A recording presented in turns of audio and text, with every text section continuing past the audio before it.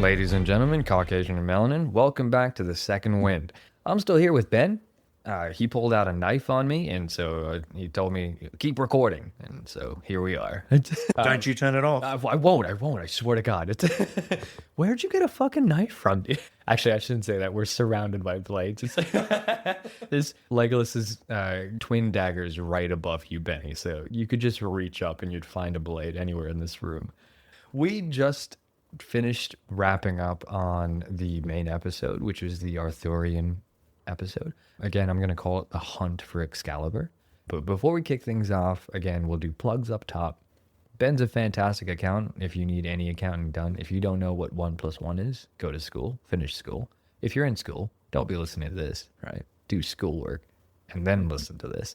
But Benny's fantastic. I'll definitely have all his links in the bottom. But is there anything else you want to plug at old Ben? No, that's everything. Yeah, cool. Fantastic. Well, before we kick things off, if you could leave a comment on this episode, that'd be fantastic. It really helps this show a lot. We have a Discord community you can join for free. I don't believe in making those things paid. It's free. Come on. It's a place that we can just, sit down, share ideas, discuss stories. If you've got art or if you've got a new character, kind of like Dara, you can share that on the Discord, for example. But we'll have that and the Instagram linked in the show notes below. But with that out of the way, what'd you think of the one shot? Really enjoyed it. Thank you. Yeah. I kept expecting somebody to jump out, so when the statue turned into something, I'm just like, yeah, I saw that. Yeah. I was expecting a few more. Yeah, this was coming. Yeah. Yeah. I've watched Monty Python. I know what this is. And genuinely, the Black Knight was going to be, when I was writing this and I started to write this, it was going to be a very comedic, it's just a flesh wound type Black Knight. But then I thought, no, let's actually look a little bit deeper into Arthurian legend. And Sir Morian actually was the Black Knight. So in Arthurian legend, when Arthur and his company, I was going to say and company, met the Black Knight, it was Sir Morian. So this is true and accurate, and I didn't break the lore for any reason. What was your favorite moment in the episode? Because you had a couple. You had a couple good ones. Eldritch blasting a fucking bunny. Relax, dude. Like, God damn it. You didn't even try and catch it with your hands. You're like, Eldritch blast. This is why you can't have warlock. If it hits, it Yeah. it just cooks it straight away. It's dinner. All right. Come on. I'm hungry. You're living off the land there. Yeah. No, you're right. You're right. I did feel a little bit bad about executing the Black Knight, but Yeah. Okay. Well, you had a choice there, right? And I alluded to this before, but you had multiple choices throughout the episode. And they were all, revolving around what kind of knight you wanted to be. One of war, one of peace. Executing him was a decision that you had to make. I could not make that decision for you. If you chose not to execute him, he would have just fallen in place. He would have become a statue and the cycle would have repeated itself. Right? That was definitely just an option. But how did you feel having to execute him?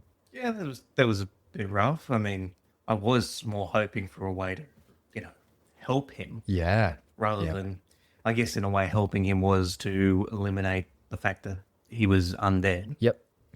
But it would have been nice to be able to reverse the curse as well. Our Arthurian knights are. Yeah. There's always something that you can do in Arthur, or if you're reading anything Arthurian, where it's like, oh, this knight is cursed with fucking syphilis. I'm like, oh, cool.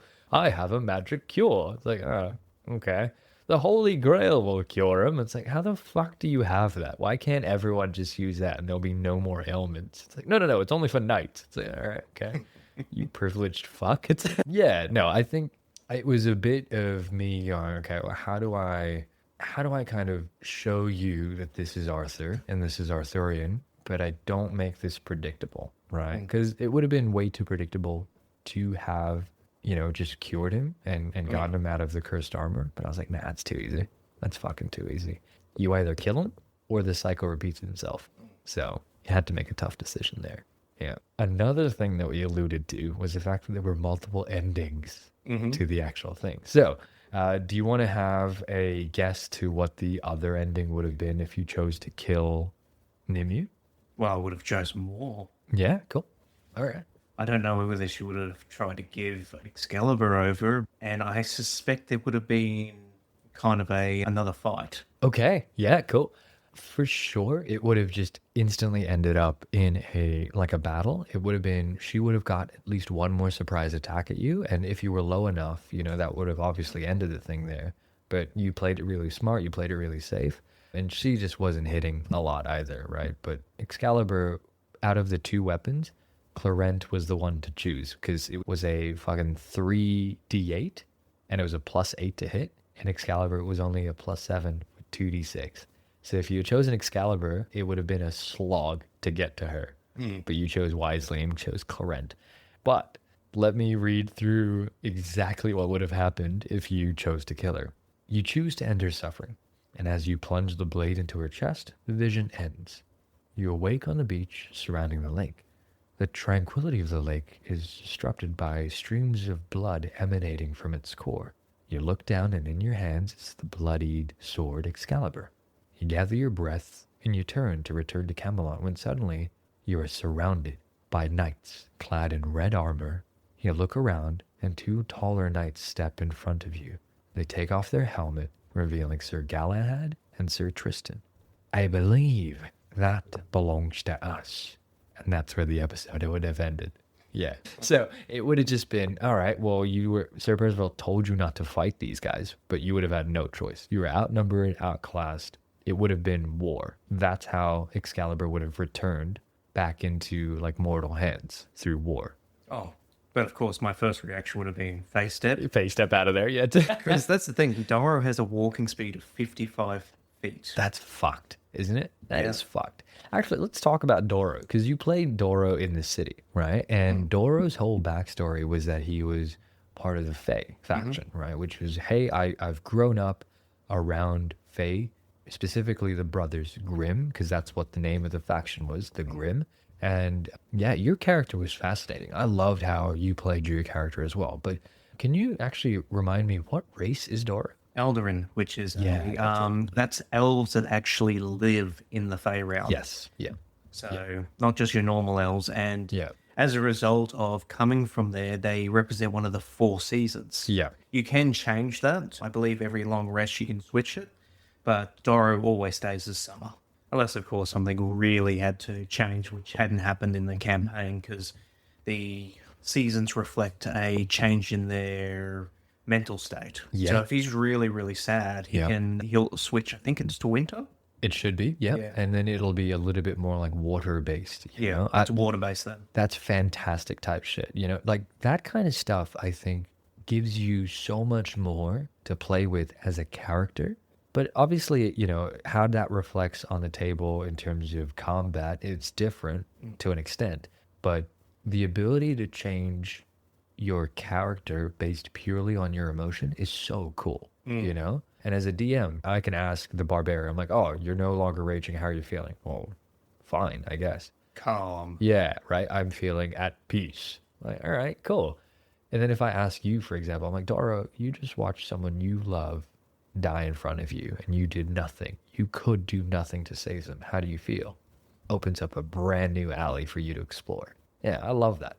Dora is such a cool character. And of course, then in the campaign, I wouldn't be able to change to his default, which is summer. Yeah. Until he was feeling better, and that could take a few sessions. Definitely. And, if I, as the DM, played it well, I could, get it to a point where you've gone through all 4 seasons and then obviously returning back to summer to finish things off, because that's where you started, There's so much that I want to do with the city, and I can't tell you specifically because I do want to play the city. But actually, we could announce this now. John, who's been on the podcast a handful of times, love him to bits.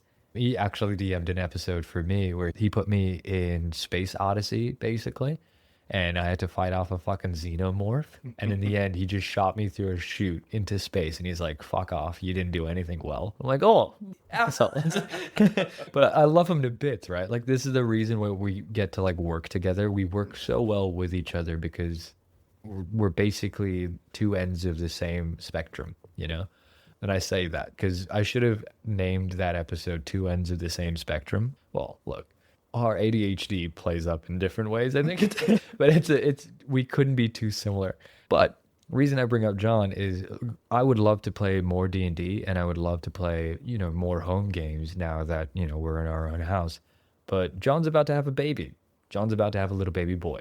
Could not be happier for John. So that might take a little bit before we get back on the table to play, but I do have so many more things that I want to get done, in home games before I keep recording. But that's just a little side thing. But as I was talking about your Eldarin elf, I love that whole thing because that links so similarly to, Lord of the Rings in terms of the Valinor, for example. Valinor, they were basically undying. They didn't know death, but they knew emotions to a heightened level. And sadness was the one thing that could kill them, Like their mortal bodies were somewhat indestructible, sure, but sadness could kill them.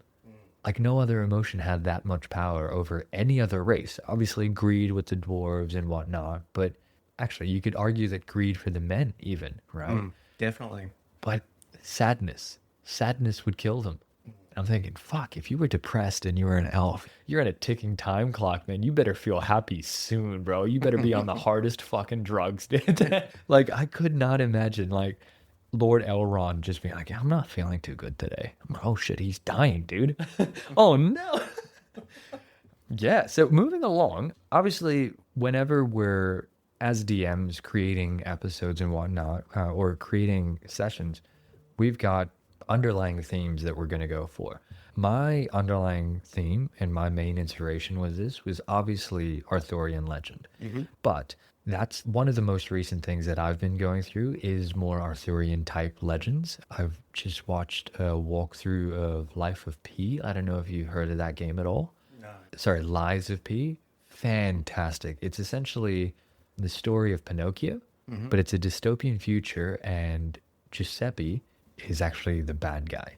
Oh, So okay. Giuseppe's created puppets who've, had this sort of echo, essentially is what it's called, and they've had that imbued into them. But people don't realize that echoes are actually souls of other people who've died. And it's this whole story of you either, again, you get the choice. You either get to sacrifice yourself and be the good guy, or you get to join Giuseppe and kill everyone else. So that was definitely an influencing factor in this, where I was like, all right, cool. How do you want to start this? You've got Excalibur again.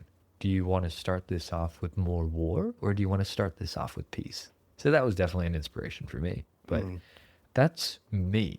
You, however, have just completed a campaign. So, Benny, last we spoke, you still had a couple more sessions before your campaign ended. Let's talk about what happened in your final episode. So, how'd you kick things off? So they were finishing things off with Vecna, Yes, yeah.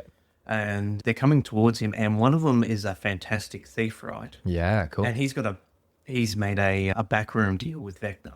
Ooh, okay. And the item that they've been looking for this entire campaign, they finally assemble it. Yeah. He steals it and gives it to Vecna. Wow. And I'm thinking to myself, oh no, the bad guy wins if Vecna keeps this. However, Vecna's not the only bad guy. Yeah, I remember you saying that. Yep.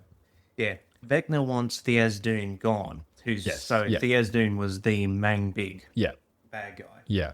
Vecna basically had taken over the main capital of the dwarves and had been occupied there for a few centuries. Yeah. So to put that into layman's term, as in Lord of the Rings terms, in Tolkien terms, Melkor, you're looking at Sauron. So Melkor being Theasdune, being the overarching guy, and then the guy, the face of evil for right now is Sauron, which would be Vecna. So how did he steal an object from the party? Was there anyone specifically carrying it? somebody was specifically carrying it, and he sleight of hand, and he managed to roll super well. How did the table react to that? They were all just, what's going on? Yep. Okay. And they're ready to kill him, but he disappears the moment that it happens. Wow. Okay. Little fucker. Love it. Cool. So I'm just like, well, technically Vecna kind of needs this Theasdune to be locked away so that he can do stuff into the future. Yep. It doesn't suit his plans. considered his plans to assist him Yeah. at the beginning, but at this point, he's only in his way. Yeah. So he gives back the device, and basically he manages to return to the party, and they're none the wiser for the most part. Wow. Okay. So during, like, on table in person, what was the table like? So were you, hey, we're gonna do this one-on-one, everyone else get out of the room, or did you have everyone on the table still? I kind of had to keep everyone at the table because he rolled to Yeah. steal the item in front of the table. Wow. And I okay, can yeah, tell yeah. you now, the Yeah. other players were ready to murder him. Yikes. Yeah. Cool. And I'm just like, well, you're going to actually have to roll to see if you noticed it, because he disappears for a second and reappears. Yep. And because he's so small, he's a halfling, so Oof. you couldn't actually tell that he'd really done anything. Yeah. And I think that brings up a question before I let you continue there. As a DM, I think you played that perfectly, right? Because everything on the table was what it needed to be, right? Mm-hmm. He rolled for it. He didn't just simply go in and take something. So you made him roll for it. Mm-hmm. You made, obviously there was a passive perception there or an active.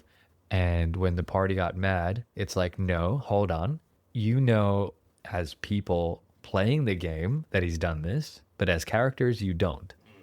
So that fine line as a DM where you're like, hey, look, it's not a, this is what my character would do. It's no, currently, no one's none the wiser. If you want, you can make checks, but he's already fucking gone.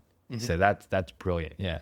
Because that stops a lot of PvP from happening. Because people, it's very hard for people to, for the most part, put up a wall and go, no, I'm playing this character. What the character knows, they know. I know other things, but I can't bring that into the game. Just meta game the shit out of this. Yeah. Appreciate And that. it's so hard, and that's kind of how you know you've gotten beyond a beginner player, is that you can disconnect. Yeah. The other thing is, after your first character, because let's face it, we all get attached to our first character. Oh, definitely. So definitely. Yeah. You get used to the idea of my character can die at any time, so you get more into character, and if they die because of their choices, well, that was because of their choices. Yeah. Whereas with your first character, whether your character would make that choice or not, no, I'm going to play this cautious. Yeah. Yeah. And you can see when people make that transition. Yeah, definitely. Because it's very much oh, like I just want to steal this for self-preservation. No, you don't. That doesn't make sense for your character. I was like, oh, okay. Well, if I do this, my character would survive, right? Like, yeah, that's an action you can take. Is that necessarily how your character would react, though?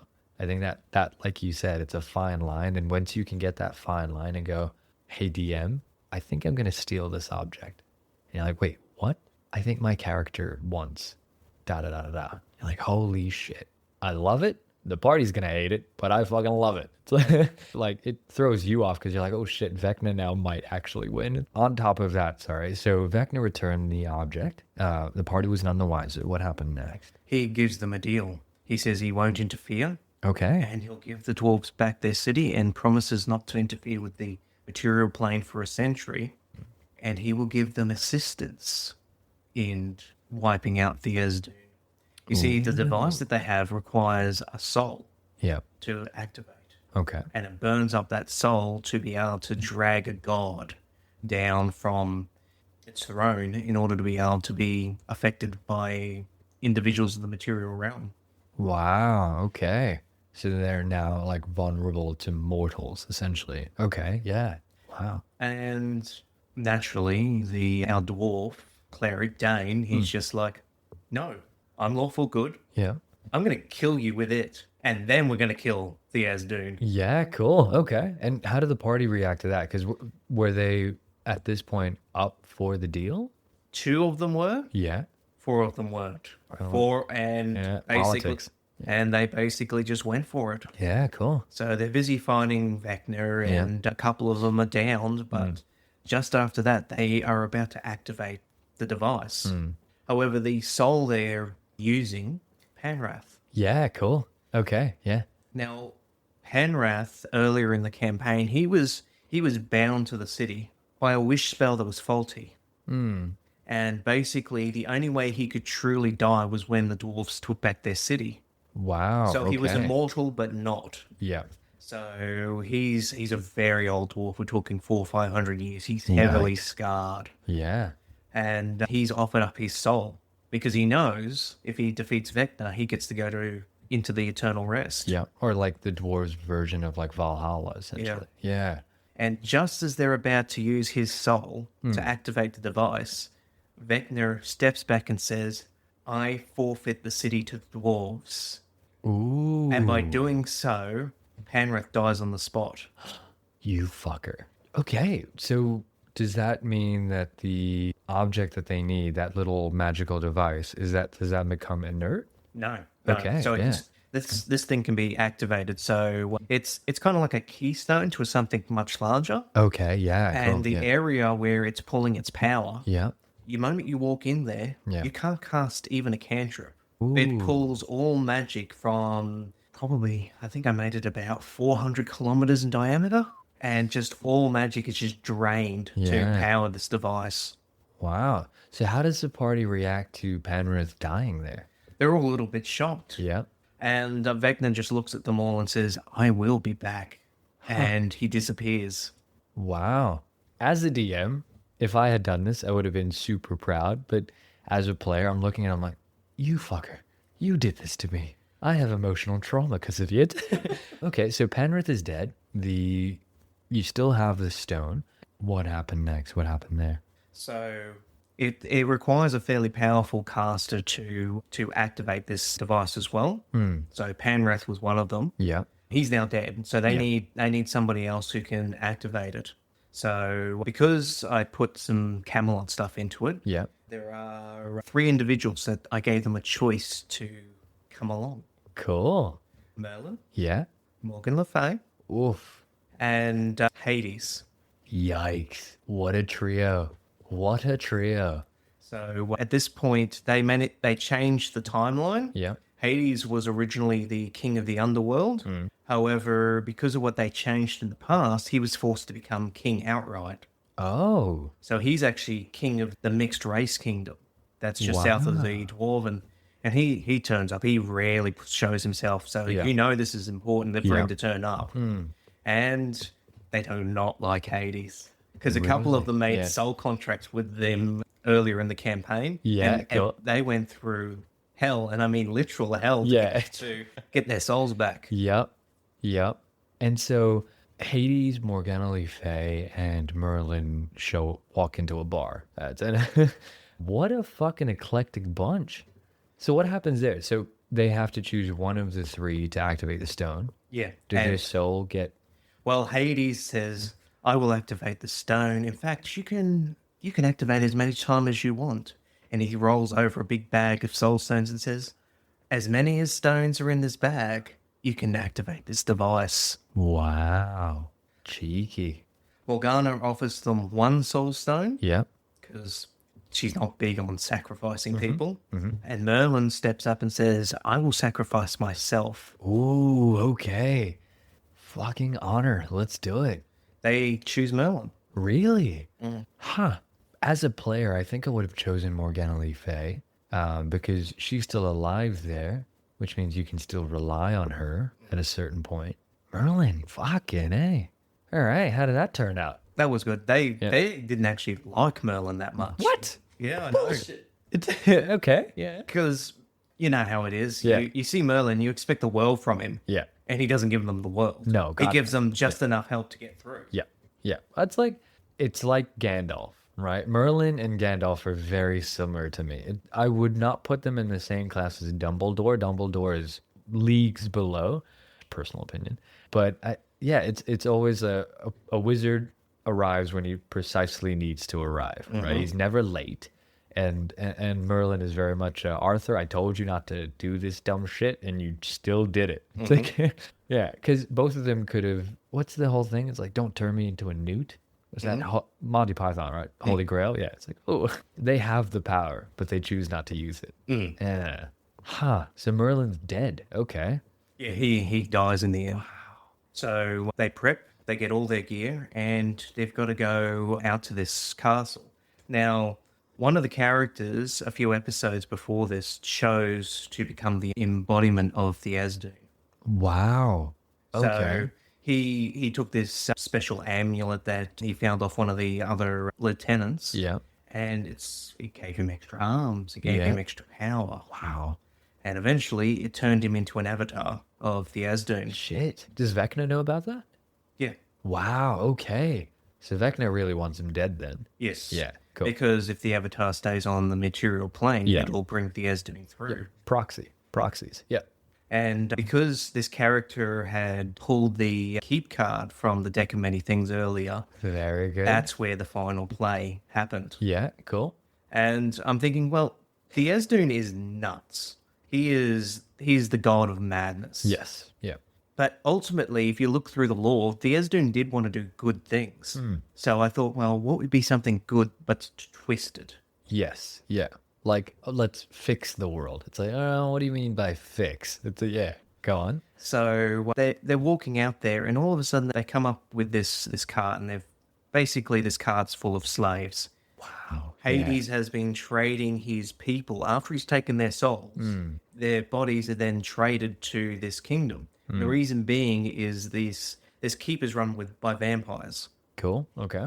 However, a certain distance from the keep is basically an area where they can live in the sunshine. So, and there's these trees, and as they approach the trees, they have these giant red fruits, and as they get closer, they realize they're growing people. Oh, more slaves. Well, these ones don't have any mental capacity, but it gives them the ability to harvest any race they want at any stage. And one of the vampire who's picking them, he says, you got to get them really young. Baby blood, it's just so tasty. And you should see the horror on their faces. Oh, I love that. Oh, I love that. I love being able to do shit like that just to peel people off the table and then go into a visceral reaction of, oh, I didn't like that. That's so good. And this vampire's so proud. He's just like, Yeah. he's doing this wonderful thing. He's given these trees so that we can feed ethically. I mean, we can have baby blood with no guilt. Wow. Oh, the cleric would not have liked that. Oh no, he was ready to destroy, just burn the plantation. Yeah, wow, okay. Shit. Imagine that. Imagine saying that. See, as a DM, you can get away with shit like that. You can, well, within reason, you can say shit like that and it's fine, you know, because it's all within the context of the game. But imagine saying, oh, baby blood is ethical. It's like, excuse you? Eggs fucking accuse you? Like, you can tell me that this guy's a bad guy, but baby blood from a tree sounds fucked. Yeah, go on. So, as you can see, the Azdoon, something that is nice for the vampires. Yes, yeah. But it's completely just crazy. It's messed up. It's immoral. Immoral, yeah. So they take a sample of baby blood and they're a little freaked out, and Yeah. but they don't want to enter into combat just yet. They've got to get to the keep. Yeah. And anywho, while they're resting, because it's a couple of days to get to the keep through this field, they look over at the slaves, and I'd given them dynamite. Oh, wait a minute. I think I know this part, but please explain it to the people. I'd given them dynamite Yeah. earlier. I love it. Good damage, but Yeah. you've got to roll a d10 every time, and if you roll a 1, it blows up in your hand. Good stuff. Good. It's a way of making it balanced again. If you give them a semi-automatic gun, you got to make it even. You got to risk, and Yeah. I let them take them all together to throw them all at once, but then Yeah. they had to roll the d10 for every stick. Oh, good. Yeah, cool. Okay. So you can throw more, but it's instead of 1 in 10, you've got to do 1 in 10 every time. Yes. Yeah. So now suddenly your probability goes up significantly. Yeah. Anyway, one of the characters is insane. Yes. He calls himself Dr. Steve. Yep. He is a doctor of nothing, Good. Yeah. but he believes it. Yeah. Back when he was talking to Panrath, he was busy saying he was a doctor, and Panrath was like, "You're not a doctor." No, I'm a doctor. Yeah. Just like his own truth. Are you a doctor? I'm a doctor. Because he genuinely believes it, right? Yeah. And not to spoil it, but I'm pretty sure he has a -1 to medicine. He has a -1 to medicine. That's fucked. As a doctor, having -1 to medicine. That's shit. Go on. Anyway, he just looks over at the slaves that are being brought in because some of the vampires don't like their ethical blood. Yeah. And he's just like, what if we put dynamite inside of them? They're going to die anyway. It's as a DM, you have to look at that and you go, I did this. I did this. I gave you the building blocks to create this fucking bullshit. I did not see it coming. Yeah. I'm just sitting there thinking, what have I done? Yep. That's one of the DM moments where you look at it and you go, am I to blame? Did I instigate this at all? And they can do it. They have all the ingredients. And Dynamites and slaves. Love it. Like, okay. Yeah. We'll see. Okay. Dr. Steve, I'm going to get you to roll me a D100. Yeah. And that's going to give you a percentage of how many people die on your table. Rough. What did he roll? About 2/3. So about 2/3 of them were going to die. But to go with his theme, a few episodes ago, he asked for, what's the cantrip that stabilizes people? Not healing word. No, but there's one that stabilizes. It doesn't heal, but it stabilizes. Not revivify? No? Anyway, he uses his cantrip, stabilizes them. All of them. So I'm just looking at him and go, you do realize you may have stopped them from dying now, but in 2 days, they're going to die of an infection. Are you okay with this? He's just like, no, oh, good. I have never lost a patient. Good Lord, hold on. Let me see if I can find this spell. Oh, Death Ward. I can't remember. Yeah, no, yeah. It's definitely Death Ward, because Death Ward will, anytime you get brought to 0, you just don't have to do death saves. Yeah, I remember Death Ward, yeah. So to put it back into perspective, you made him roll. As a DM, you're like, you know what? No, I'm not just going to let you have all the fucking... I'm not going to get you a Vorpal sword just because you asked for it. You made him roll, which is a smart thing to do. And he still had one thing to fuck you up with, which is Death Ward. And he stabilizes all of them. Yikes. And they all have dynamite in them now. They all have dynamite in them now. God damn it. And I'm just like, okay. Exploding prisoners. Yikes. Oh, that's so unethical. Oh, Betty, that's so unethical. Go on. That's murder hobo stuff. It's end of campaign shit. Yeah. I'm too powerful. You can't stop me. Well, I had jacked them up for level 20 for the last one too. Yeah. In my defense with that, the Esdune stat block I got, I actually got a PDF offline, and it's got all the gods and goddesses and with their enhanced stats. Very cool. I think the highest level is CR 90. Yeah, that's rough. Yeah, CR 90 will crush a team of level 20s. Yeah. You need to give them several boons in order for them to survive. Yeah, that's 3 magical artifacts. That's magical armor. That's like at least a +2, +3 base armor that you're giving him. +3 is the bare minimum you need for those sorts of fights. Fucking A. So, and the Esdune has 3 stat blocks in this. Yeah, cool. Oh, because you made him multi-stage, didn't you? I made him multi-stage, and these multi-stat blocks out of this was fantastic. Because it was all about basically if he's released or not. So one was his unchained form, one was his chained form, that sort of thing. Yeah. So they go up to the castle. They're shown in, and their friend is sort of still there, in there. Is the halfling? No. He's an elf.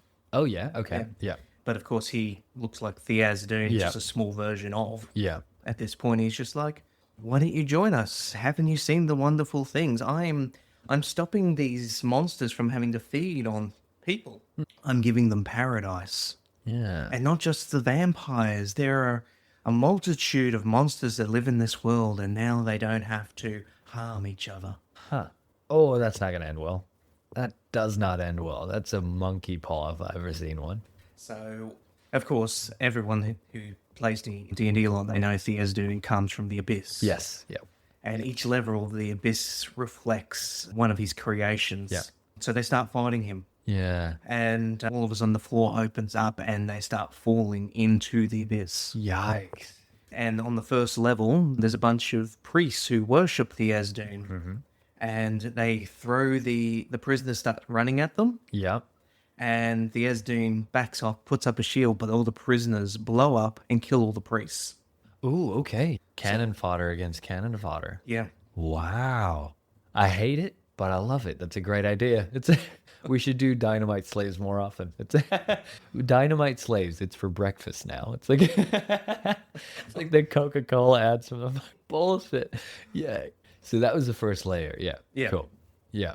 Yep. So once they've done a certain amount of damage, they fall. Yeah. And then I've themed them on different elements. So the first one is, I can't remember the level. I think it was around about 30 something. And what's her name? Lorath, or the Spider Queen of the Dark Elves. Good Lord, I know her. Lilith? No, not Lilith. Starts with an L. Anyway, she's a I think it might be. No, it's not Lilith. No way, it's Lilith, right? no Lilith. Loth. Okay, yeah, cool. Oh, she's actually the queen of the Drow as well, isn't she? Yeah. Yeah. So Dark Elves. Yeah. Yeah. So it's her realm. They don't actually fight her. Yeah. Because that would be too much. Oh, it'd be way too much. Yeah. But there's strong breezes, and they're basically in this part of the realm. They're running on the webs, Wow. and yeah. I've made it difficult terrain because it's sticky. Yep. Obviously. Yep. So of course the Asdean's just running around, and at this point he's just demolishing them. Yeah. Okay. So once a couple of rounds goes through, Merlin starts the ritual and begins to weaken the Asdean.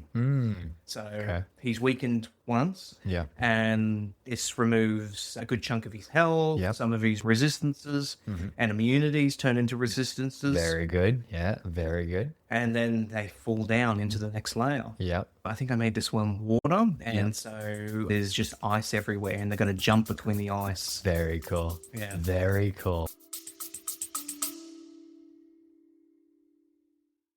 Have you ever looked at your dice and thought, this is the perfect amount, and I definitely don't need to expand my collection? Of course you haven't. You're a dice goblin just like me. All of us have this addiction, but I tell myself that I can stop anytime I want to, or at least I thought I could before I saw the dice sets from Dancing Druid Dice. Dancing Druid Dice has graciously sponsored this podcast and is offering listeners 25% off all of their products when you use the code ONESHOT25 at checkout. So stop going to dice rehab and use your money wisely, like to buy more dice, because let's be honest, you can never really have enough. Thank you, Dancing Druid Dice. Yeah. Again, they weakened the Asdun a little bit further, managed to take some more of his health off, and then they're into this fiery realm. Yeah. And if they slip and fall, they fall into lava. Shit. And after that, I think it was an earthen realm, so plenty of soil, was more of a cave. Yep. And then finally, the last layer, where the Asdun's on less than 20%, it was a glass floor. Ooh. So just very simple, but underneath the glass floor, you see the real Asdun punching the glass, and the glass is slowly cracking. Wow. Okay. Huh. Okay, so they're still fighting an avatar of him at this point. Okay, and the real one is trapped, trying to get its way out. Yeah. Fuck me. And of course at this layer. So I think by the end of it, they were just about out of spells. Yep. 3 of them were down Oof. out of the 6 who were fighting. Yeah. And they only just managed to scrape through. But none of them died. Okay. It's 5e. It's very hard to kill people. Very hard, yeah. I was expecting at least one of them to die. Yeah. Yeah. But no, they all survived. It's still cinematic. Yeah. I mean, one of them temporarily died. Yeah. But it wasn't the cleric. Nope. Yeah, so... He just walks over, Yeah. revivify. Yeah. Everything's good. Back on your feet. And it's like, oh, shit, okay, yeah, here we go. Yeah, so... And then, of course, we finishing things up. We organise where they all end up. One of them ends up as a... He was one of the ones who sold his soul to Hades. He was a trader, turns pirate, Cool. and spends the rest of his life attacking Hades and stopping his trade. Love it. The Doctor Yep. ends up being hired by Hades as his personal physician, Of course. and he's there to help people who don't think right. Remind me again, what was his medicine stat? -1. Yeah, cool. Never mind. Continue. But because he's got that cantrip, he's never lost a patient. Hired he is, yeah. So he thinks he's doing good. Yeah. He's Hades' torturer. Yeah, he's doing the Lord's work. He is. God damn it. It's so messed up, Yep.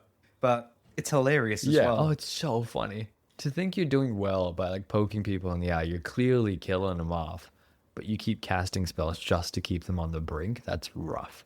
Oh, unfortunately, his intelligence stand is awful as well. Oh God. He's got good strength and constitution, and he was a mix between a fighter and a barbarian. Oh yeah, a brilliant for a doctor. Yeah. Yeah. Yeah. Brilliant. Anyways, yeah. Let's see. Our favorite cleric ended up opening a blacksmith shop, Cool. returning to his people. Yeah. One of them ended up with a letter from her sister. Yeah. She'd lost everyone in the campaign. Hmm. Just everyone died because at one point they went to the Pharaoh, Yeah. and when they came back, 100 years had gone by. Wow. So a lot of them had lost people. Yeah.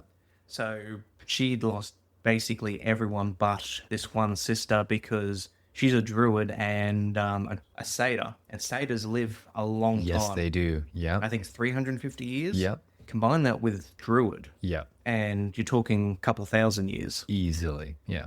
Because you have essentially just prolonged life because of you being a druid. Yeah. Yeah, isn't it once you reach a certain level, every 10 years represents one? Yeah, it gets to that point. But then again, if you're in wild shape as well, that affects it as well. I think there's something that they've done with tweaking it for D&D. I mean, ever since Baldur's Gate came out, but I think to the best of my memory, that's that. Yeah. Anyway, she ends up with this letter. Yeah. Her sister sends her, and it's this little scroll, and it sends her back 100 years. So she actually goes back to the moment they leave for the Fey realm. She returns to that point in time and gets to live the rest of her life out with her family, Oh, lovely. adventuring with her sister Yeah. to find the device so that her past self can then return. Oi, I love it. Cool. So it's a lot of like time travel bullshit. Yeah. I love time travel in campaigns. I love it.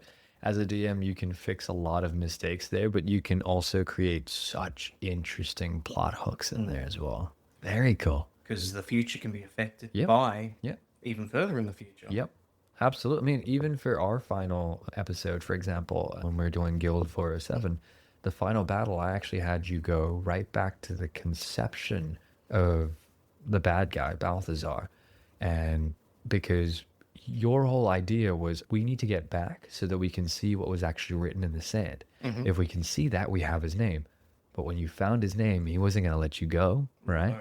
He was going to go, no, fuck this. This is where I get to do my shit. And he started fighting.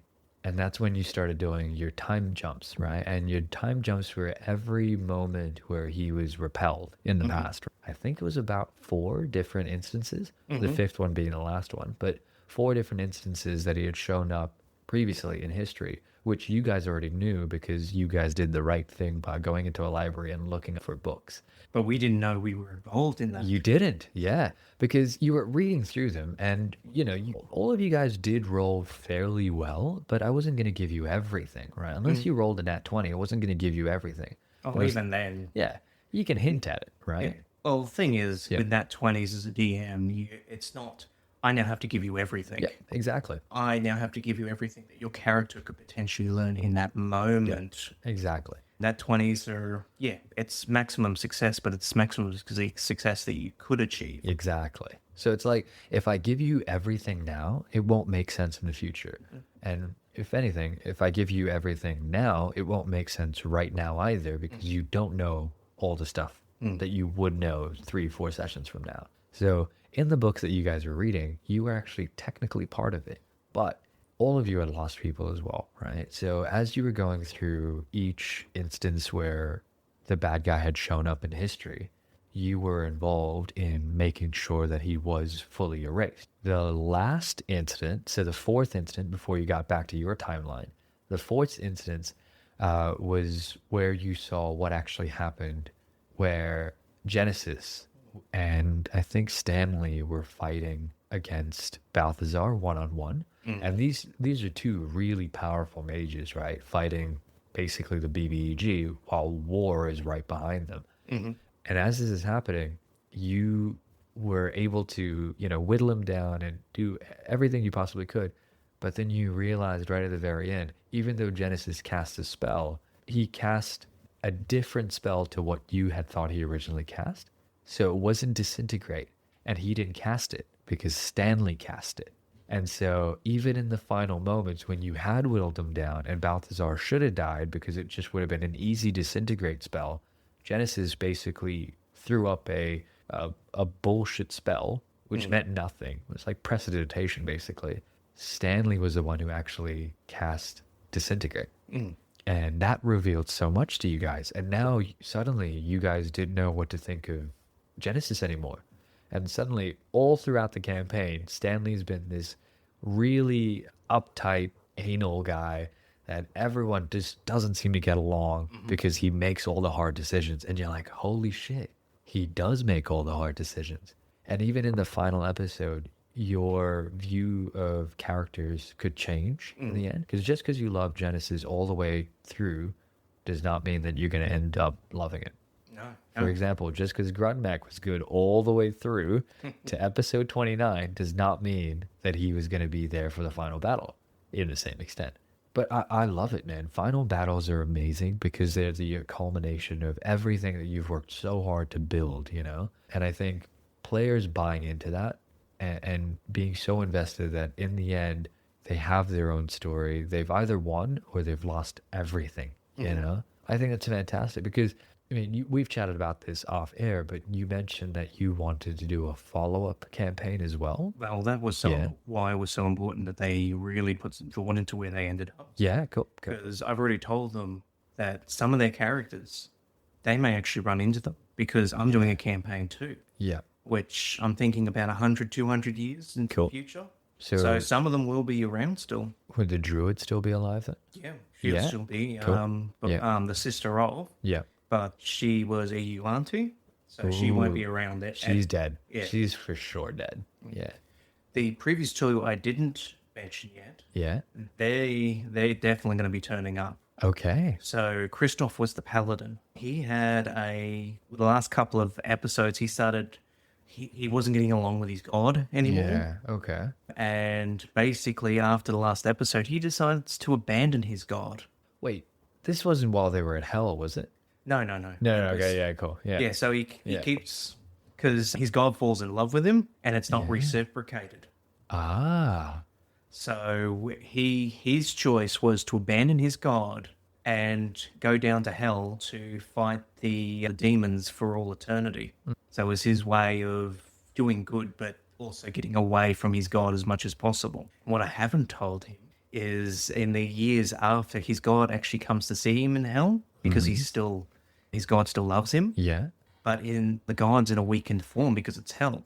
Yeah. Christoph will then turn around and kill his god and take his place. Huh. And this is a god of basically ensuring that the dead go to where they're supposed to. It's basically a god that ensures that the undead die. Wow. It's a god about the cycle of life. Yeah. Not like the Raven Queen. Yeah, kind of like the Raven Queen. Yeah, cool. Very cool. And Yeah. as you know in D&D, if you kill a deity, you take their place. Yes. So Christoph's coming back. I'm going to make him reject the power. Okay. So he's going to end up as a half devil, half demigod.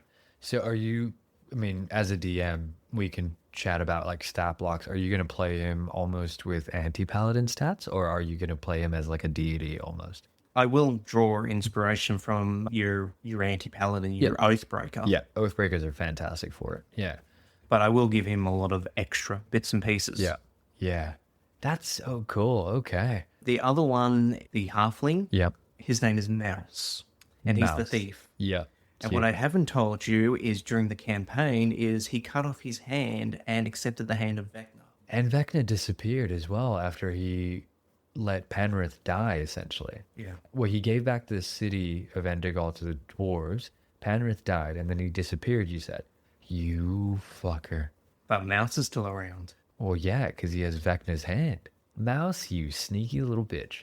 So he's the one who stole the statue and everything. Yeah. And he was actually hoping some people would die because with the hand you can resurrect people. Yes, yeah. But in slave form. But no one died. And Meanwhile, he's only managed to use this once. So one of the protagonists, when I took them to hell, they had to Yeah. refight them again. Yep. He resurrected one of them. He's currently Christoph's right-hand man, by the way, and will be into the future. Oh, Benny, I love it. I love it. I love it. Yeah. That's the best thing about making a campaign too. Yeah. And I would definitely suggest it to DMs out Yeah. there because I couldn't have done this on my own. Yeah. My players have set all this Exactly. up, which Exactly. and they're gonna love seeing what's happened to some of their characters. Mm-hmm. Because, like I said, some of them you can't do too much. Their lifespans are too short. Yeah. But some of them have chosen some really dark paths. Yeah. And they're going to come back. Yeah. I mean, the pirate, I'm thinking about making him into like the Flying Dutchman. I was just gonna say, like, you can make him undead for sure. He could be haunting Yep. the coast for years to come. You could even play it out as like, okay, well, his hatred for Hades is passed on from life to death, Which but can it's make him become a wraith. undeath. Yeah. Yeah. Wow. Ooh. Or like a revenant almost. Yeah. Dane will still be around because he's a dwarf. Yeah, he's good. However, I would have let him pass because he would have passed in peace. Yes. Yep. And Nagini, our Yuanti, I'm going to let her pass in peace as well Yeah. because Cool. she got to spend time with her family. Yep. I think apart from the adventuring, they actually set up an orphanage. Oh, so sweet. Yeah. Yeah, so- That's so sweet. So of course, there's no evil there. There's none of that. So I was because gonna she chose say- that, she gets to rest. Yeah. I was gonna say it's an orphanage, right? Mm-hmm. So would you say that it's good feeding ground for vampires because it's young boy blood?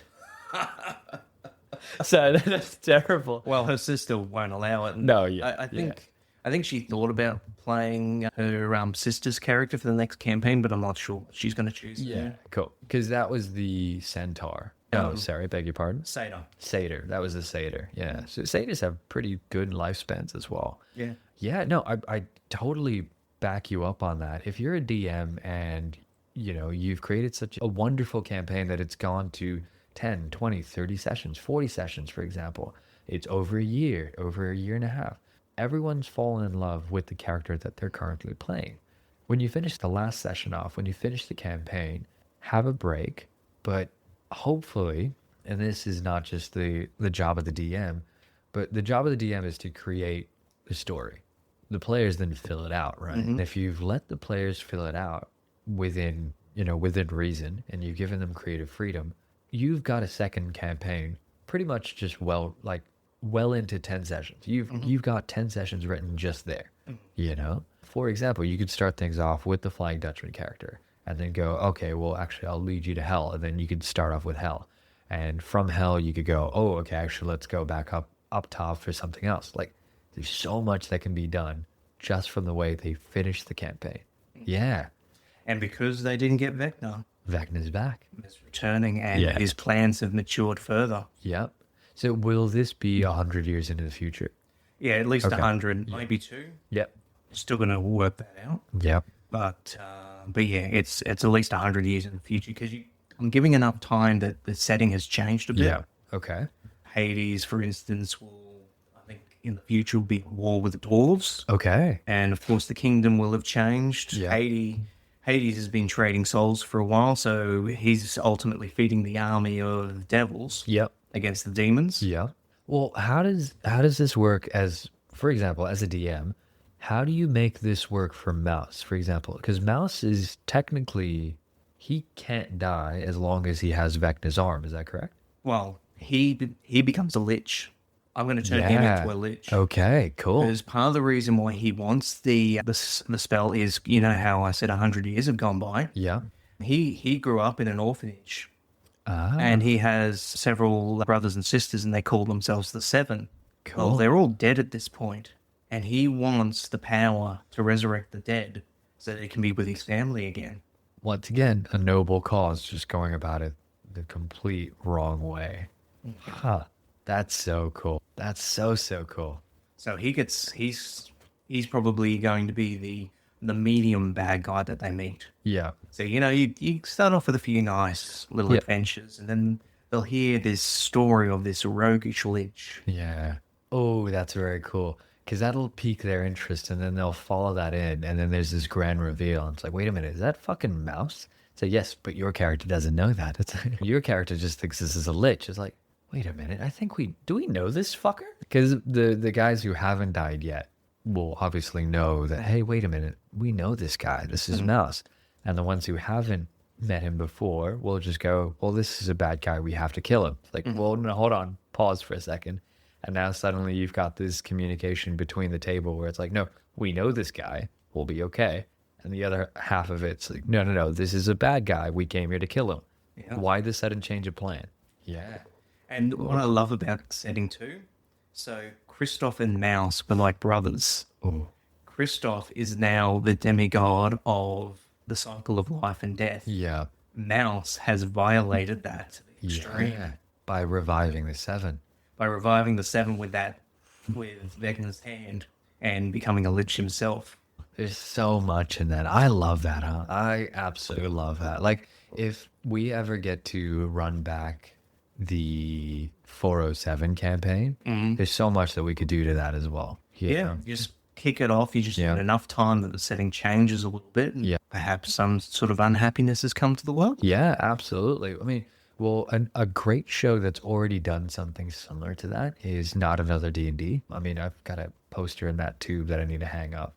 I went to go see them live. It was fucking brilliant. But, you know, the crew from College Humor. So their first campaign was brilliant. 100 episodes. Loved it. I was just so enthralled. Second campaign came in. And then the third campaign was then revisiting at a much later date. And you look at it and you go, wait a minute.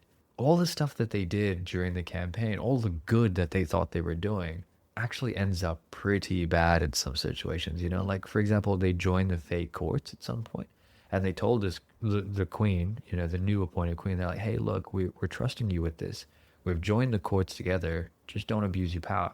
Sure enough, absolute power corrupts absolutely. And so later into the campaign, they go, and they're like, wait a minute, who did this to you? It's like, oh, the Fate queen. Wait a fucking minute. Wait a fucking minute. What? And now they're like, wait, but we made her promise. It's like, yeah. And this is a Feywild. What the fuck did you expect? It's like, it's a promise, right? Like, she's bound to it for a certain bit, but then she can break it however she wants. She just needs to find loopholes. Yeah. So if you're ever wanting to listen to a full campaign instead of just one shots, season 3 of Not Another D&D podcast, fucking brilliant. Really, really good. But yeah, it's so much fun revisiting a world. Yeah, absolutely. With new characters and everything, because you played that campaign. You remember the choices you make. Yep. And now as the DM, I get to give them consequences for those decisions. Yep, for sure. Sometimes consequence doesn't happen straight away. Yep. But it certainly does by that point. Yeah, definitely. I mean, to bring that back into Tolkien, because I relate everything to Tolkien. He finds the ring in The Hobbit, and the whole thing doesn't get actualized till the end of the trilogy, the main Lord of the Rings trilogy that everyone knows, right? But even before then, in the final battle, while they're on the Pelennor Fields, for example, the Army of the Dead, that happened well before The Hobbit. During the final battle, the final alliance, the last alliance, if you want to call it that, of elves and men, when they were fighting Sauron, the Army of the Dead, before they were the Army of the Dead, refused and hid away. That's ages ago, right? But it doesn't get actualized to the very end. And, you know, who can break this? No one can, you know, Isildur cursed us. No one but his line can, you know, free us. And it's a well, fucking good thing I'm the last living heir of Isildur then, isn't it? It's like, wait, what? And then he pulls out Andril, and you're going, huh. So many dots came together and fit so fucking perfectly in that moment that you feel, you're like, wait a minute, he is the king. He is the fucking king. But yeah, I love moments like that. I love moments where you can pull together little strings, you know, from ages ago, and then go, hey, do you remember that? I do. As the DM, I write down everything. That's what campaign 2 is for. Yep. Because you do it during the campaign. You pull things back. There's consequences, but a lot of it's for your short term. Sure, there's a few medium term things, but that real long term life life-changing sort of stuff, Yeah. that sometimes takes years to eventuate. Yep. Yeah. That's what campaign 2 is for. Yep. And I love it. I love it. Because even though our actual thing went for over a year and a half, our campaign, I think it was all done within this in game within 6 months, I'm pretty sure. Yeah. I think it was within 6 months because you didn't even finish out the school year. No, we didn't. Like that's how quick this happened, So yeah, no, I'm definitely backing you up on that. If you get the chance to run a campaign too, do it, right? Because there's so many more stories that you can explore. Yeah. I can't wait to hear about campaign 2 when it comes out as well. Oh, I can't wait. Yeah. So during the break, I've got my players trialing being DMs for the first time. Yeah, cool. Very good. Yeah, so the guy who's playing Christoph, he's running a 3-shot. Cool. So Yeah. I'm looking forward to playing a goblin. Yeah, you mentioned this. Go on. Goblin wizard. Yeah. And the first time we're in a confined space, I just can't wait to say, I didn't ask how big the room was. I cast Fireball. Yeah. Just to see everyone in the room go, excuse me, what? And then I just let everyone roll, and then I go, oh, I forgot to mention I'm evocation, so I sculpted the spell, so we're all fine. Yeah. So why'd you make us roll, you fucker? It's like, Why? Trauma. Yeah. I'm not the DM at the moment, but don't think I'm not going to give you trauma. it's one of those things where you're like, oh no, you didn't have to roll. It's like, well, then why'd we do that? Just to let you know that if you piss me off. Yeah, I can save everyone on the team, but you. Yeah. If I need something and you refuse it, this could be you. It's like just to have that ace up your sleeve. It's like, sculpt spell. It's like, do you want to be protected or not? It's like, oh, yeah, right. Fine. Have the last fucking cookie. Thank you. So yeah, during some downtime, I'm giving them some experience with DMing. Yeah. Because, one-shots are fantastic for people learning, Yeah. and it gives me a break. Yes, definitely. Yeah. Because rewriting a campaign, I kind of want the story written out, and then the first 3 sessions pretty well fleshed out before I start. Good. Yeah. And honestly, this is something that I was talking to with the crew from Crit One and Done. So Mike and Austin, I got to play a one-shot with them, and they're actually live on Twitch. And what they're doing is right now, Chris is finishing off the Thieves Gambit. He's finishing off that campaign. Once he's done, they're actually going to take turns revolving and being their DM, which I think is awesome. Because, like, look, being a player is really easy to a certain extent. Obviously, you got to learn your own character, spells, if it comes with, magic in there. And there's all these different things that you got to learn. Being a DM is so much more work. It is. But by being a DM, you have so much more of an understanding of how the game works. Obviously, loopholes. You and I both know that. I mean, the characters that we make. Exactly, right? It's so many little things. But there's always loopholes that can be exploited, sure. But if you've had the chance to be a DM, you appreciate the game so much more. Because you realize, oh, fuck, man, this is a lot of hard work.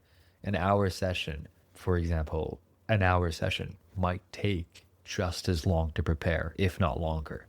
Because then there's research on that. And then there's okay, I've got to get stat blocks created. I got to make sure that I know how to progress the story, for example. It's all stuff that we have to do behind the scenes. Contingencies, just in case they derail things. For example, the Black Knight, right? I knew that you'd have distance in you. I knew you'd have distance just because I know how you play. So I was like, all right, cool. There's going to be a clearing, which you entered. You willingly entered. And I was like, all right, cool. The one thing that I can do is narrow that space. How am I going to do it? Well, sword is already in the grass, so let's have that be the contingency. Every time he sticks his sword in, it narrows it, means that you have to go melee at some point. Otherwise, I was just going to stay ahead of you and just keep blasting you till you died. Yeah, exactly. Yeah, no risk. Which you definitely could have done, but then you wouldn't have had that moment of having to choose, right? Because it would have been done from a distance. For example, if you had chosen an archer, I could have done something very similar and brought it in. But I was going to say archer. If you're playing a hunter or a ranger, get the fuck out. There's so many other things that you could be doing but that. Choose fighter, choose archery. You're already so much better. It's like, oh, but as a ranger, shut the fuck up. Rangers are shit. And unless Wizard of the Coast like buff the shit out of Ranger, I'm not playing a Ranger. I'm not doing it. Oh, Shadow Stalker's not too bad. But you only Again, need 3 levels of Shadow Stalker. I was just gonna say, you only need so little in that, right? It's like, oh, like you could play in 3 levels, for example, you could get 3 levels in Barbarian and do so much more damage. You could get 3 levels in Rogue and do so much more damage, and have other shit that you could do. For example, you just need sneak attack. By the level 3, you've chosen your own subclass. You choose Assassin, buddy. If I'm before you on initiative, everything that I land is a critical hit. Everything. Like automatically you're doing so much more, right? Rangers just aren't good, right? You got to take a ranger to level, God, 7, 8 for them to be effective. And you have to be in the right terrain as well. Yeah. In the right circumstances, sure. Yeah. And sure, if your DM's running something that's very limited, Yeah. fantastic. Yeah. You can build one that would work, but Yeah. I'd rather take the 3 levels in Shadow Stalker Yeah. and then put the rest into Battlemaster. Fucking do anything else. Yeah, Battlemaster is fantastic with Shadowstalker. I think you've built the character with that, I'm pretty sure. It was my goblin. Yeah, right? Yeah, it just about broke, John. Yeah, honestly, well, yeah, well, not just it did, but it was one of those things that if you just went to play Soul Ranger, it just, look, if you want to play a Ranger, go for it. Everyone's allowed to make their own decisions. This is just my opinion. Your opinion is fucking wrong. Mine's just a lot. No, I'm kidding. If you want to play Ranger, go for it. I mean, actually, I've got like a reputation now for having such harsh, hot opinions. Like in Patty's one shot, we did a Warhammer theme, and half of it was me just shitting on people who play Tau. Because look, I can't get into this again. I really cannot get into this again. Benny, Tau is not a real faction. Let's be honest. Tau are fucking shit. You don't exist. If you play Tau, play something else. Play Gundam, right? Do something else. Play with Transformers. Just do that. Don't play Tau. Tau suck. You commie fuck. Just At least it isn't the Blue Boys. no. Yeah. In saying that, That being said, the Blue Boys might be more fun to play, but I was that's just the point. You just proved my point there. Yeah. Even choosing the most vanilla, even choosing the most PH7 basic Ultramarines, right? And I do mean basic Ultramarines. Sure, you have Calgar, you have Rabute Gilliman, who both of them, love them. I love them to bits. Lionel is my favorite, but yeah, sure, you have those two. Bar those two, everyone else is just basic as fuck. Still way better than the goddamn Tau. The Tau come in with massive mechs and shit, and they're like, oh, we'll beat them with science. You fucking nerd. You're a nerd. Shoot a fucking gun. Wield a sword. Do something cool. Do you know how many people have science and other shit? Science. Who needs science? Yeah. I mean, if I was going to collect an army, of course, orcs are my favorite. Oh, are you kidding me? Yes, dude. Classic example, right? Tau have science, and that's fantastic. Orcs just put shit together, and they just believe it works, and it works. Yeah. Yeah. You go out the back. Yeah. You rummage through a rubbish bin. Yeah. All of a sudden, you got a shooter. Yeah. And you're like, wait, that shouldn't work. No, but it does. It's like, oh, what's the science behind it? I thought it would work, and it does work now. It's like, I spent years crafting this mech. See, you're shit. My power and belief is better than your ability to create a fucking mech. And the bigger the garbage pile, Exactly. the bigger the things you can make. The bigger the shooter, right? It's like, or shooter. Sorry. Let's be grammatical here. Yeah. But yeah, I don't know. I was going off about playing Tau, and it, just like I play. Look, if you're gonna play a ranger, there are ways to do it. Obviously, chat to your DM even before the campaign starts, session 0 even. Figure out what terrain you're in. There have been so many players that have come to my table and have chosen a ranger, and they're like, "Oh, what's the terrain?" It's like, "Oh, well, we're in a wasteland. It's very icy." It's like, "Oh shit, we're not in a forest." I'm like, no, it's like, that's not my favorite enemy. It's not my favorite terrain. Well, then what are you good for? What are you fucking good for? Chat to your DM. They'll help you. Yeah. Because from what I understand, Ranger was originally a kind of an offshoot of a fighter. Yes, yeah, pretty much. Yeah. But the ironic thing is, the fighter still does better than the ranger in Yes. all the things that rangers are supposed to specialize in. Yes. Yeah. So, So fighters, as for example, you choose the archery subclass, you get a +2 to archery or ranged weapons straight away, right? You have that baseline ready to start. On top of all the other shit that you get as a fighter, second wind, action surges. As a ranger, you only get the one attack. You don't get mother like, oh, I have what was there was a little bit where you could go a volley of arrows, for example. Cool. You get that once. That's it. Fuck off.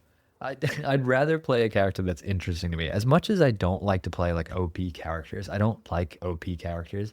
Defeats the purpose. We've chatted about it. yeah. OP's fine as long as you give them a definite weakness. Exactly. Like your Because character. and then you can play to it. Yeah. Like Doro, for example, 20 in charisma, fucking 8 in intelligence. So if I just had everything based on charisma based checks, you would have been fantastic. But it wouldn't have made your character relatable. I'm very glad I got that nat 20 for the deck save. Yeah. Because I have a +1 for deck saves on him. rough. Then Rough. again, I've Yeah. got these tiny little pluses for just about everything. Yeah, just to get you over the edge on certain things, just so you're not complete dump statting everything. Well, that's the advantage of Yeah. being a paladin. If I had one more level, it would have gone into paladin, Yeah. level 6. Yeah. My saves are a lot better then. Yes, they are. Yeah. Again, Benny, you're a DM and I'm a DM. There's a reason I choose the level I choose for you. All right. There's a fucking reason. Because if I go any higher, or if I say, oh, yeah, Benny, you can choose whatever magical weapon you want, I know for a fact we're not going to get through the opening statement without you being like, excuse me, DM. It's like, oh, fuck, what is it now? It's like, I'm using this Dyson vacuum. Where'd you get that from? Oh, well, you said I could have a magical item. It's like, all right. I'm going to use the Dyson vacuum and I'm going to put it to suck and I'm going to face it the opposite direction to a tornado and it's going to work. No, it won't, Benny. No, it won't. Yes, but I didn't tell you how many Dyson vacuums I have. It's like, well, it doesn't fucking work. It's things like that. Like, you'll find a loophole if there is one. It's in our nature. We just can't. We can't help ourselves. No, God, no. I think it's also part of being a DM is when you're a player on a table, there's so many things that you can pick up on. You're like, I could end the session here if I want to, but I'm not going to because I want to see how this plays out. And then the moment something happens that you don't like, you're like, nah, we're not doing this anymore. We're going to end this now. Like the fucking, like I've already scheduled to do this with Crit One and Done, but I'm going to run the Fever Dream for them. Oh, no. Yeah, I'm going to run the Fever Dream for them. Classic example, it took 9 runs, but you had an ace up your sleeve the entire time. Oh, yeah. I was sitting on that until the final room. So I knew I could just blitz the final room. Yep. And you didn't know I had it because I hadn't used it. Because, like, as a DM, I'm like, cool. I've whittled them down. I've gotten them through 8 different runs. They're so focused on just getting to the final room. And then they're going to be like, oh, shit, what do we do now? We're in the final room. I thought I could catch you in that moment of panic, but you just went, where is she in relation to me? And I'm like, oh, about 30 feet. I'm like, oh, fuck. No. And then I saw you chase her through multiple obstacles. Like, I have enough movement. I'm like, wait, what? And now I'm panicking. At some point, I think you tried to push her off the cliff. And I'm like, well, you can't do that. She'll pop up again. It's like, oh. Then I grab her. I'm like, oh, no. I don't like this. And then you went, I cast Rope Trick. And I'm like, oh, Benny, I swear to God, it's so late in the night. If you do what I'm going to... Benjamin, meet me outside for a second. We got to chat. Well, funny you talk about Professor Carves, which for you guys, he is a wizard barbarian. Yep. It shouldn't work. I found a way. Yep. It is very broken. It is. Yep. And, of course, I made him Professor Carves because he's smart, he's well built, and I thought it would be funny to give him little calves. Yep. Yeah. Anywho, rope trick. Put their head through. Yeah. Click. Anywho, I thought about bringing Professor Carves tonight.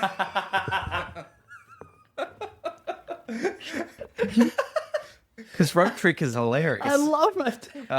I'm pretty sure I'm the one who told you that trick as well. You did, And actually. you fucker, how dare you? It's I built an entire character around the ability to do that. the funniest part about it is, like, we're playing this whole thing, right? And it took us what, 4 hours, 4.5 hours, and so many runs, and it's just getting to the point where it is now just hysteria, right? We're playing on just raw adrenaline. There were M&Ms. There was a bowl full of M&Ms. It's clear at this point. There's empty M&Ms, empty bowl. We're on sugar for the most part, playing, and I'm telling you guys, and I keep pleading with you. I'm like, guys, it's late. You can go home. Guys, it's very late. You can go home. And you're like, no, fuck you. We're gonna finish this off. And I'm like, We "Okay." can win this. I'm like, I'm watching the hours click over, and it's gone from like 9 to 10 to 11. I'm thinking, oh God, it's 11 to 11:30, and I'm thinking, guys, I don't think we don't need to do this. I will not be disappointed if you go, hey, it's getting late. I need to go home. I'm like, that's fine, guys. I had so much fun.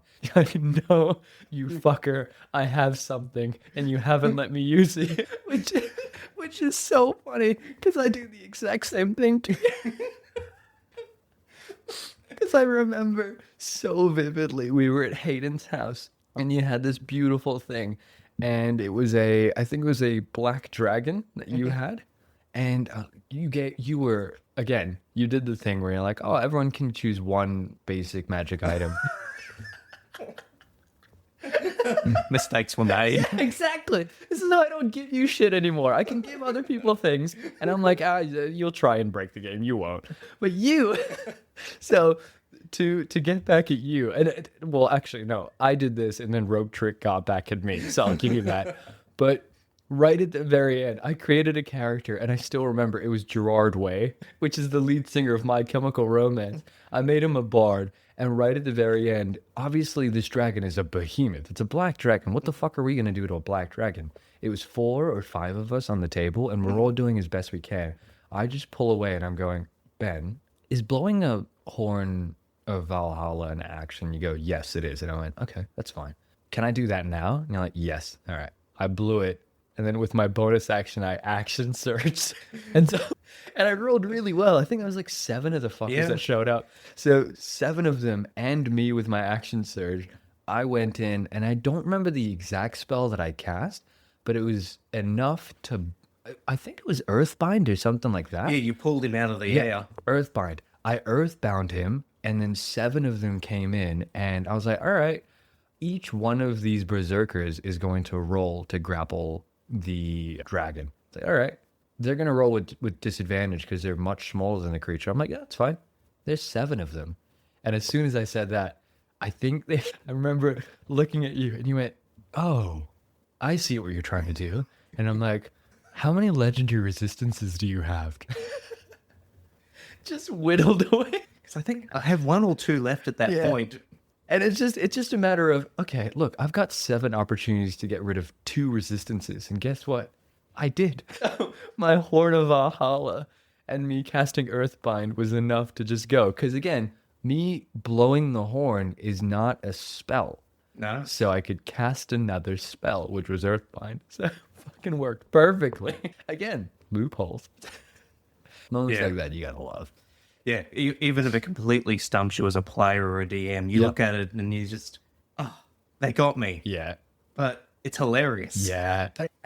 Honestly, when you're playing as a player, you can feel like it's you against the DM. But for the most part, when I'm a DM, I'm never, ever, ever wanting to play me versus you. No. I never want to do it. I always want to go, I'm going to be the bad guy.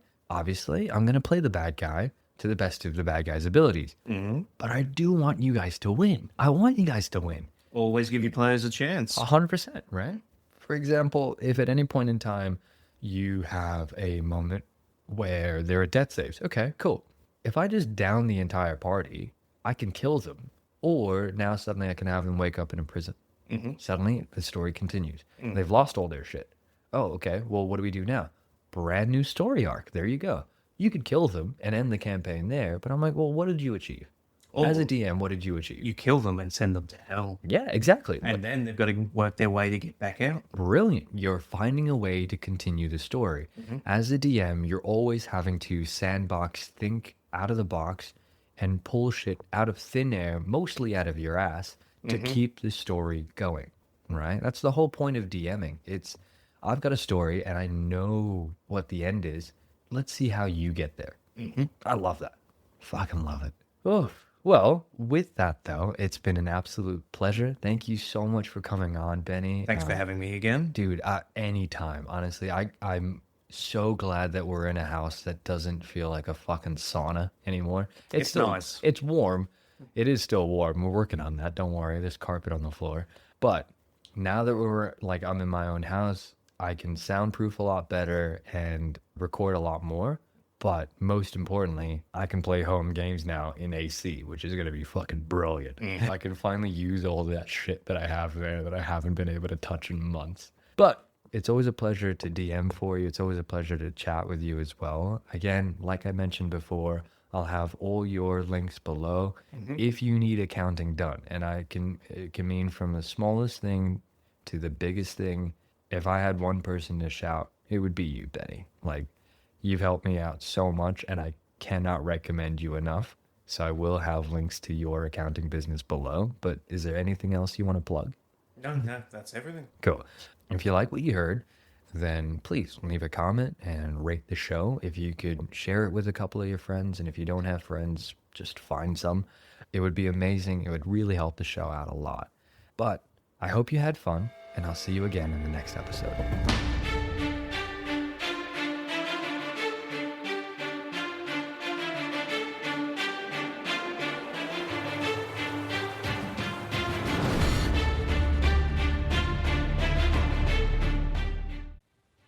Hi everyone, I hope you're enjoying the episode so far. If you could please take a second to leave a comment and rate the show, it would help us out a lot. If you want to discuss more about this episode and stay up to date, then consider joining the Discord and following us on Instagram. You can find links to both in the show notes. And with that being said, let's get back to the episode.